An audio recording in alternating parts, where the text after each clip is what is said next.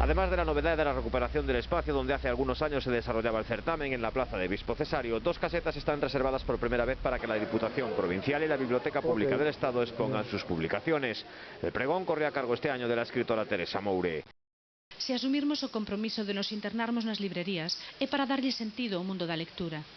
O libreiro, a libreira, non é só esa persoa que se achega ao computador para consultar os catálogos das editoriais ou quen solicitamente apunta un encargo.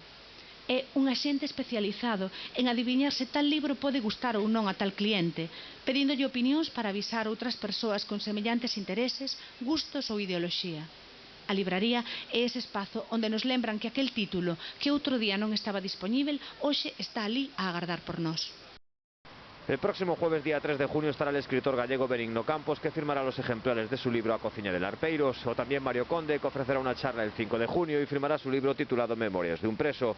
La Feria del Libro de Ourense está abierta por las mañanas en horario de 11:30 a 2 y por las tardes de 6:30 a 10 de la noche, y cuenta, entre otras actividades, con actuaciones musicales, actuaciones de magia para los más pequeños, un obradoiro de teatro y otro de marcapáginas y cuentacuentos.